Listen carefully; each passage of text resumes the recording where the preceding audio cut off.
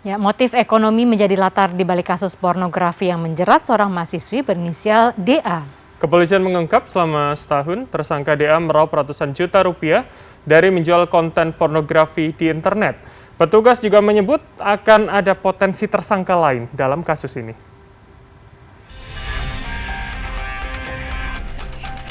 Penyelidikan kasus pornografi yang menjerat seorang mahasiswi berinisial DA terus bergulir.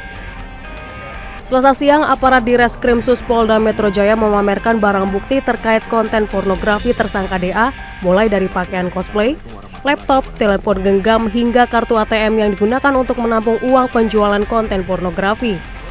Petugas mengungkap selama setahun menjual konten pornografi di internet, DA memperoleh rata-rata 15 hingga 20 juta rupiah sebulan. Selain itu, polisi juga memastikan kasus ini tidak hanya berhenti pada tersangka DA. Rencananya, penyidik akan memeriksa pemeran laki-laki dalam video asusila yang dibuat tersangka. Karena pengguna website yang berlangganan harus membayar dengan sejumlah uang agar mengakses konten-konten yang dibuat oleh tersangka. Sudah berjalan lebih kurang setahun ini. Dan penghasilannya dalam 1 bulan lebih kurang sekitar 15 sampai dengan 20 juta. Karena saudari D tadi, kami tentunya akan menambah tersangka nantinya, karena di dalam undang-undang tersebut juga pemeran lain atau yang mendukung itu akan bisa menjadi tersangka. DA sebelumnya ditangkap di kediamannya sebuah kamar kos di Malang, Jawa Timur. Meski sudah tersangka, DA yang berusia 23 tahun hanya menjalani wajib lapor lantaran masih menjadi mahasiswa aktif sebuah universitas di Tanjung, Jakarta. Ratusan korban penipuan investasi usaha dengan kerugian total 5 miliar rupiah melapor ke Polres Bojonegoro, Jawa Timur pada Selasa siang. Sementara di Surabaya, Jawa Timur, kuli bangunan yang mencuri berbagai barang dari kamar kos akhirnya ditangkap polisi. Selengkapnya simak dalam Kriminal 24 Jam.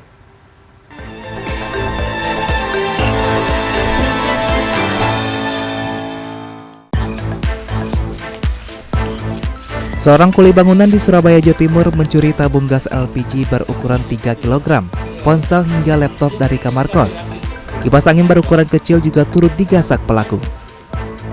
Dalam aksinya, tersangka mengaku sudah membobol 8 tempat kos. Modusnya, tersangka berpura-pura hendak menyewa kamar kos, sehingga dapat leluasa hilir mudik ke semua area yang menjadi sasarannya.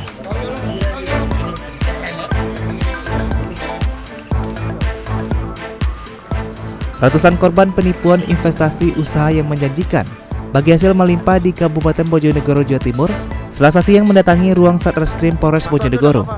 Mereka melaporkan seorang perempuan berinisial ENA yang diduga telah melakukan penipuan massal dan mengakibatkan kerugian 5 miliar rupiah. Para korban tertarik berinvestasi karena dijanjikan bunga 10% dari modal investasi setiap 10 hari. Untuk meyakinkan para korban, terlapor kerap memamerkan hartanya di media sosial.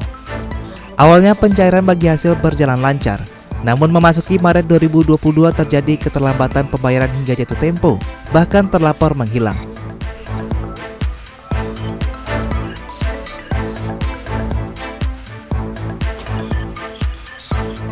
Manajer koperasi simpan pinjam yang menjadi tersangka kasus penggelapan dan penipuan uang nasabah hingga belasan miliaran rupiah akhirnya ditahan di Lapas Kelas 2A Banyuwangi.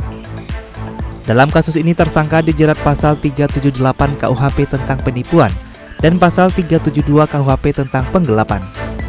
Sebanyak 10 korban yang melapor mengalami kerugian hingga 14 miliar 425 juta rupiah. Tim Liputan CNN Indonesia.